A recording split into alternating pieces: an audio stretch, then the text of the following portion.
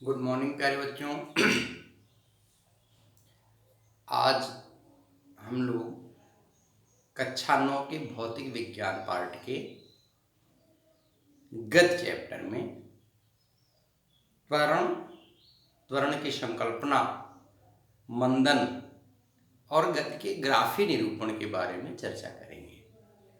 जैसा कि पिछली कक्षा में आपको त्वरण के बारे में बता दिया गया था कि त्वरण क्या होता है, तो आपको बताया गया था कि किसी गतिशील वस्तु के वेग परिवर्तन की समय दर को त्वरण कहते हैं। क्या कहा गया कि किसी गतिशील वस्तु के वेग परिवर्तन की समय दर को त्वरण कहते हैं।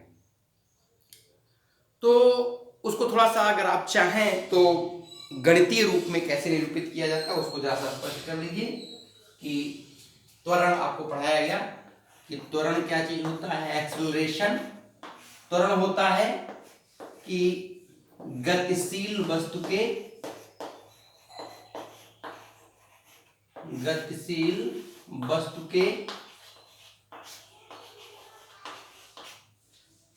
वेग परिवर्तन की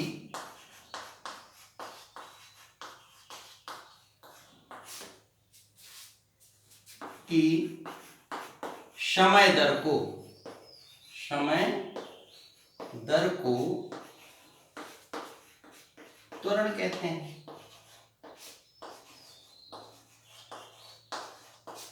यानी कि अगर कोई वस्तु गतिशील है तो गतिशील वस्तु के वेग परिवर्तन की समय दर को क्या कहते हैं, त्वरण कहते हैं।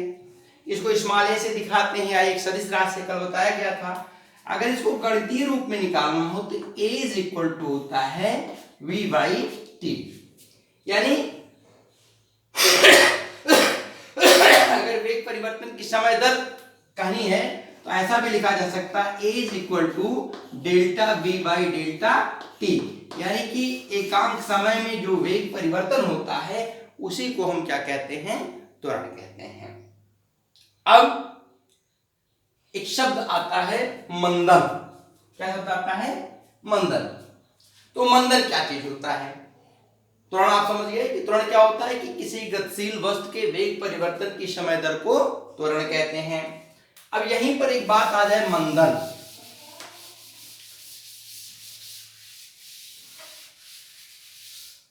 क्या चीज आता है, मंदन।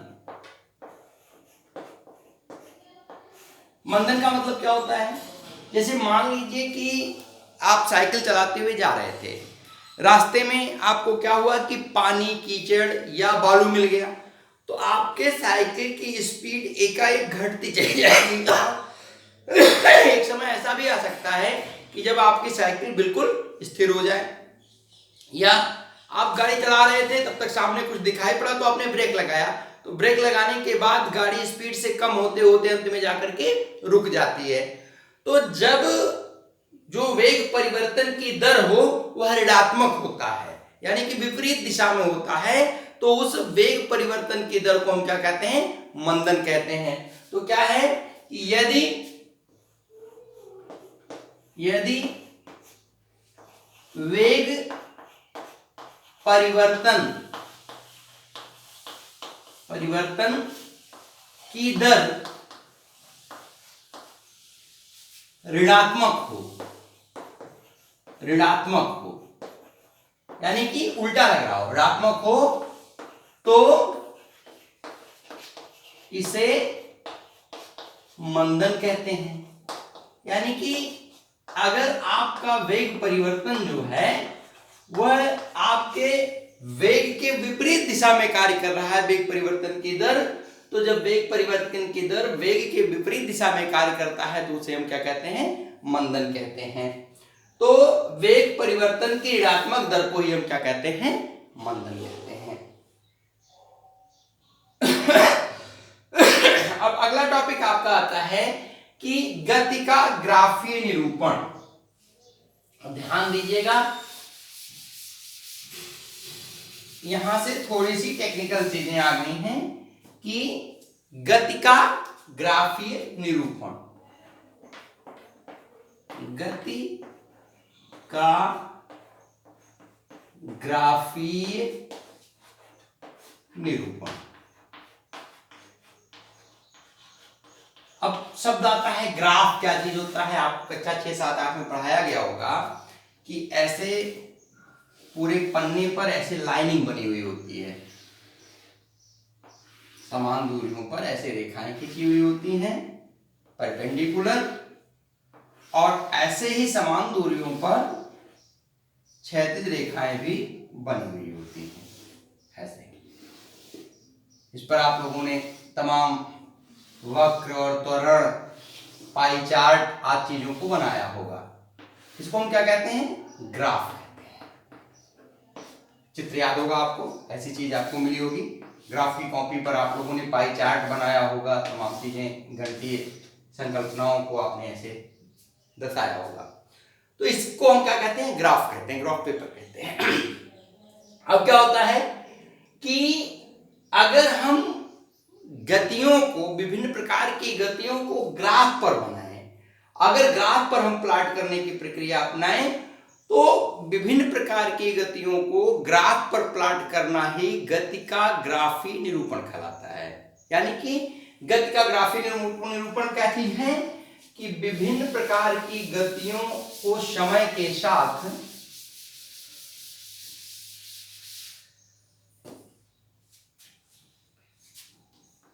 विभिन्न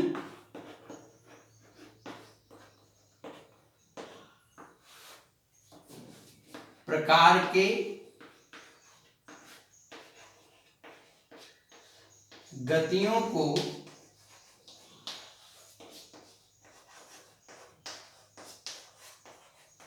समय के साथ ग्राफ पेपर पर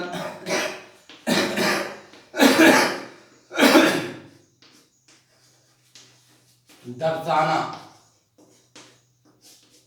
ही गति का ग्राफीय निरूपण कहलाता है।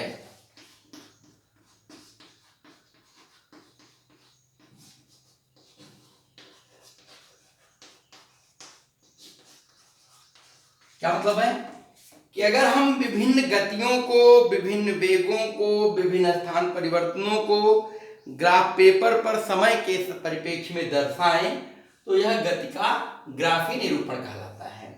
अब जब गति का ग्राफी निरूपण आप जान लिए, तो गति के ग्राफी निरूपण में पहला ग्राफी निरूपण आता है विस्थापन समय ग्राफ। पहला ग्राफी निरूपण आता है विस्थापन समय ग्राफ।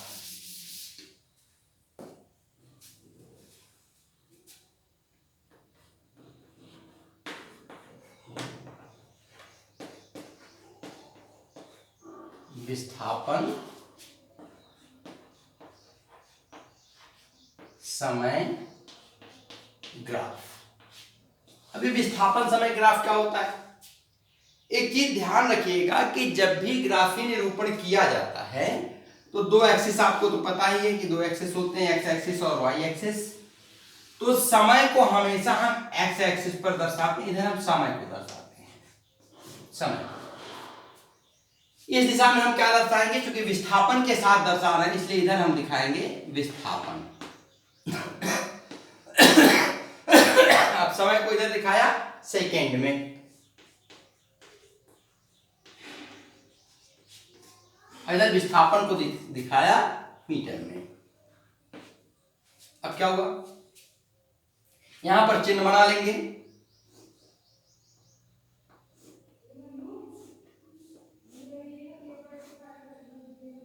दस second, 20 second, 30 second, 40 second, 50 second. और क्या करेंगे?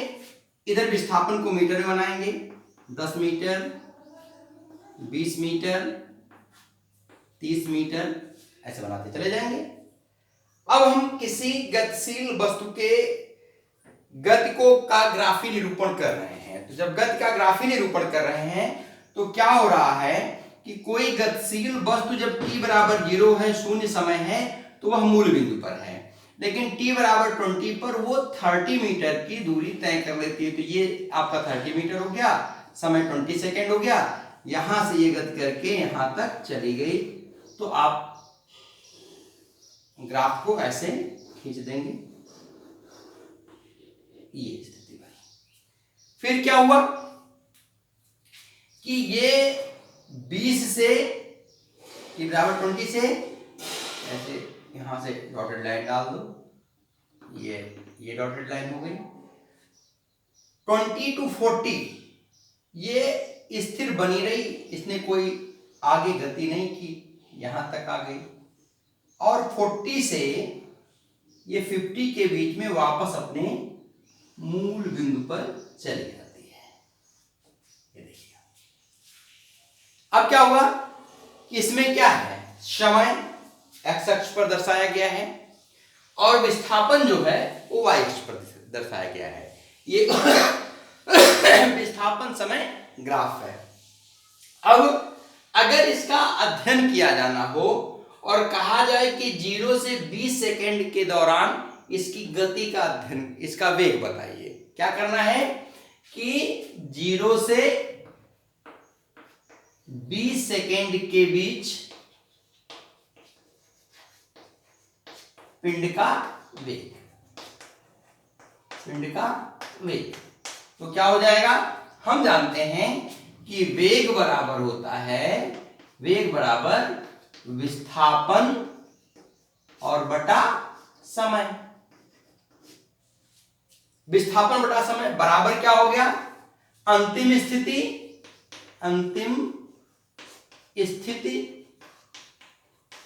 ऋण प्रारंभिक स्थिति और बटे समय अंतराल।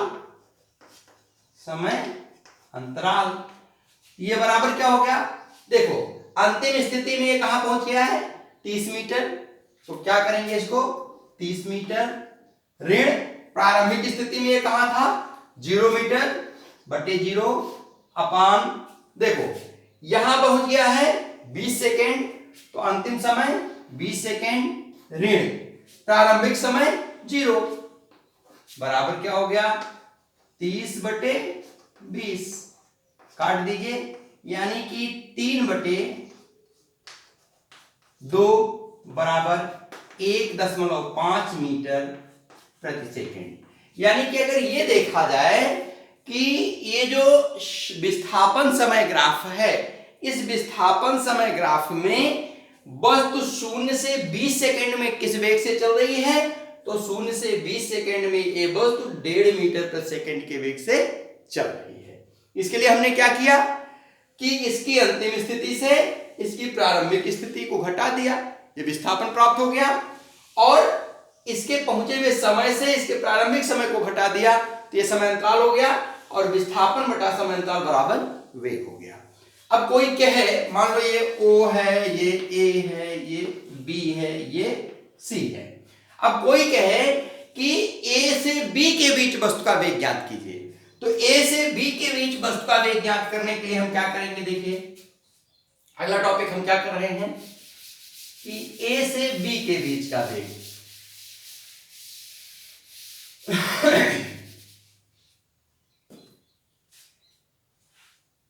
A से B के बीच का, A से B के बीच का वेग कैसे ज्ञात करेंगे, देखिए ये बिंदु A है, ये बिंदु B है, तो वही होगा कि वेग बराबर विस्थापन बटा समय। विस्थापन क्या है, बराबर क्या है, प्रारंभ अंतिम स्थिति ऋण प्रारंभिक स्थिति और बटे समय अंतराल।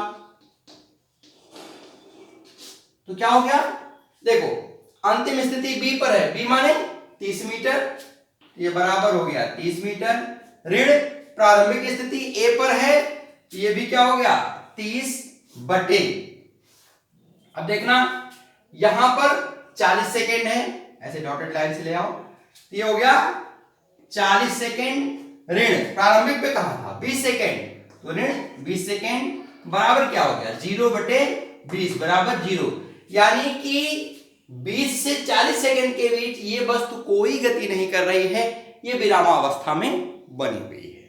अब यहीं से मंदन की परिभाषा देख लीजिए, मंदन की व्याख्या देख लीजिए। कोई दिक्कत की चीज नहीं है, बस क्या करना है कि वस्तु का वेग ज्ञात करने के लिए अगर हमारे पास जो ग्राफ है वह ग्राफ कौन सा है, विस्थापन समय ग्राफ है। हमारे पास कौन सा ग्राफ है, अगर विस्थापन समय ग्राफ है तो इस विस्थापन समय ग्राफ से वस्तु का वेग ज्ञात करने के लिए हम क्या करते हैं, वस्तु की प्रारंभिक स्थिति और अंतिम स्थितियों के बीच अंतर ज्ञात करते हैं, यानी कि अंतिम स्थिति ऋण प्रारंभिक स्थिति कर देते हैं, फिर समय अंतराल ज्ञात कर लेते हैं, इन दोनों स्थितियों में समय अंतराल का भाग देते हैं तो हमको क्या प्राप्त हो जाता है, वेग प्राप्त हो जाता है। किसी को कोई दिक्कत नहीं होनी चाहिए। आपने यहां से यहां का वेग ज्ञात किया, यहां से यहां का वेग ज्ञात किया, तो क्या हुआ कि चूंकि प्रारंभिक स्थिति भी 30 पर थी, अंतिम स्थिति भी 30 पर थी, तो 30 ऋण 30/40 ऋण 20 बराबर क्या हो गया 0, यानी कि ए से बी के बीच वस्तु का कोई विस्थापन नहीं प्राप्त हो, यानी कि कोई वस्तु का वेग नहीं है, ये वस्तु स्थिर बनी हुई है। अब अगला टॉपिक आता है कि वस्तु बी से सी के बीच का वस्तु का वेग ज्ञात कीजिए, तो बी से सी के बीच के हम वस्तु का वेग ज्ञात कर लेते हैं।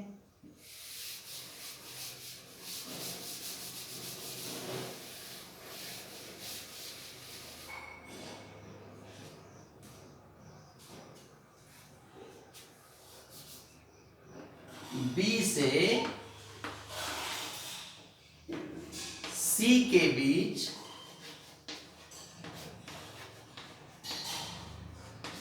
वस्तु का वेग, देखो बी से सी के बीच वस्तु का वेग ज्ञात करने के लिए क्या करेंगे, तो वही होगा कि वेग बराबर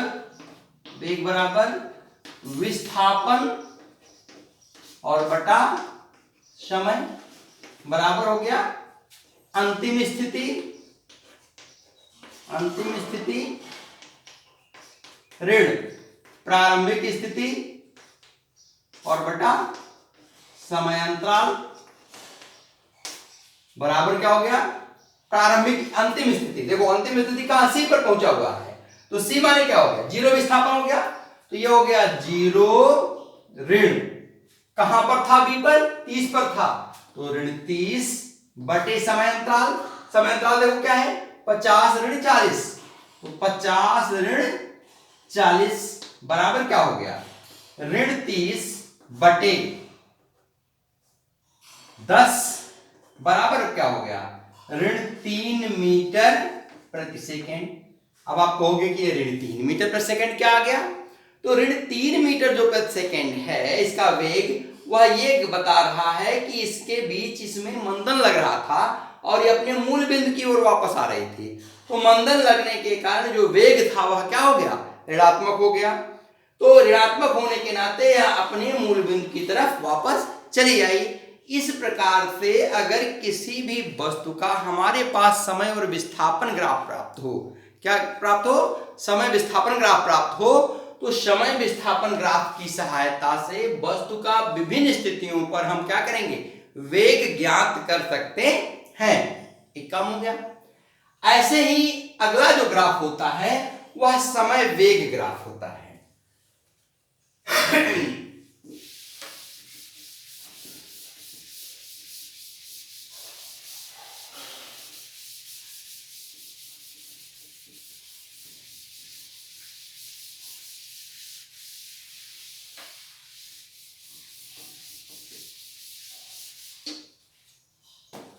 अगला ग्राफ होता है समय वेग ग्राफ।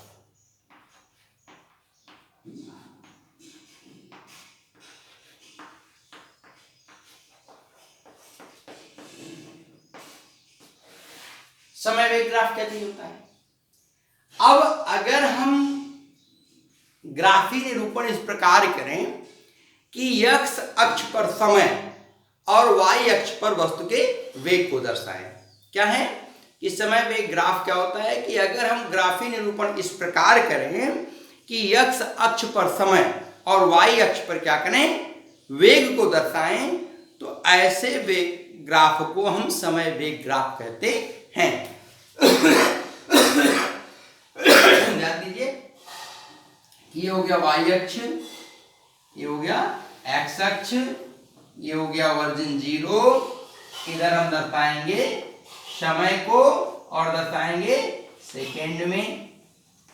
और क्या हुआ, इधर हो गया वेग, और वेग को कैसे दर्शाएंगे, मीटर प्रति सेकेंड में।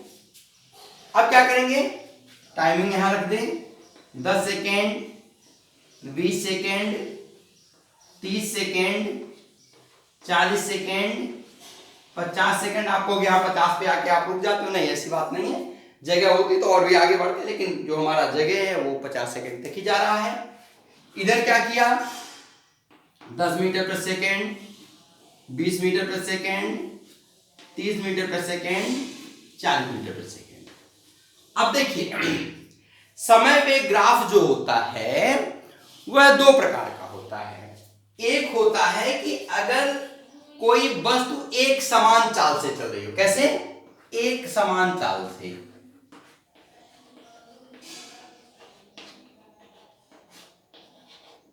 सॉरी एक समान वेग से, यानी एक समान वेग से चलने का मतलब क्या हुआ कि 40 मीटर प्रति सेकेंड के वेग से वो चली जा रही है, चली जा रही है, चली जा रही है। हर घंटे में जब हम उसका निकाल रहे हैं तो वो 40 मीटर प्रति सेकेंड का वेग आ रहा है।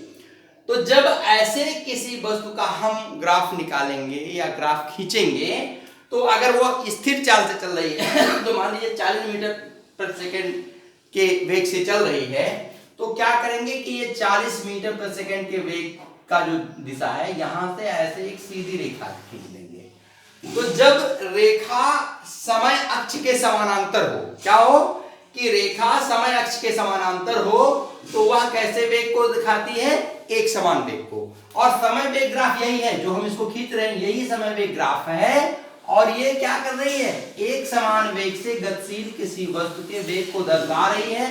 समय कुछ भी होता जाए उसका वेग एक जैसा ही है। तो क्या होगा कि अगर हम समय वेग ग्राफ बना रहे हैं और समय वेग ग्राफ में कोई ऐसा समय वेग ग्राफ बना रहे हैं कि कोई गतिशील वस्तु एक नियत वेग से गतिमान है। नियत वेग से गतिमान होने का मतलब क्या है कि उसके गति में कोई परिवर्तन नहीं आ रहा है, एक निश्चित गति से वो लगातार चलती जा रही है, लगातार चलती जा रही है। तो ऐसे समय वेग ग्राफ को हम क्या कहते हैं, एक समान वेग से गतिमान वस्तु का समय वेग ग्राफ। तो एक समान वेग से गतिमान वस्तु का समय वेग ग्राफ क्या होगा कि गतिशील वस्तु एक नियत वेग से, वो परिवर्तित नहीं हो रही, ना घट रहा है ना बढ़ रहा है, एक नियत वेग से चली जा रही है। अगर ऐसी कोई हम रेखा बना रहे हैं, ऐसा समय वेग ग्राफ खींच रहे हैं, तो वह ग्राफ क्या होता है कि समय अक्ष के समानांतर एक सरल रेखा प्राप्त होती है। क्या होती है, समय अक्ष के समानांतर एक सरल रेखा प्राप्त होती है। तो आज ग्राफी निरूपण की प्रक्रिया में मात्र इतना ही। अगली कक्षाओं में फिर आगे की बातें होंगी। आप लोग बिल्कुल मेहनत से पढ़ते रहिए। अगर पुस्तक कहीं उपलब्ध हो तो पुस्तक जरूर ले लीजिए। किसी भी प्रकाशन की पुस्तक चल सकती है, कोई निर्धारण अभी हमारे नॉलेज में नहीं है, विद्यालय से बाद में जानकारियां होंगी कि इस प्रकाशन का पुस्तक लेना है। लेकिन नई पुस्तक की बात मैं नहीं कर रहा हूँ। किसी मित्र का, किसी पड़ोसी का अगर कोई पुस्तक आपको प्राप्त हो रहा है तो क्लास 9 की किसी भी प्रकाशन की NCERT बुक, मित्तल बुक, कोई भी प्रकाशन की बुक जहाँ भी संभव हो वो पुस्तक आप ले लीजिए और धीरे धीरे पढ़ना शुरू करिए, पढ़ते रहिए। विज्ञान आसान सब्जेक्ट है। अगर आप लगातार लगे रहेंगे तो विज्ञान को सरलता से सीख पाएंगे और समझ पाएंगे। तो अगली कक्षाओं में फिर मिलते हैं। तब तक के लिए धन्यवाद।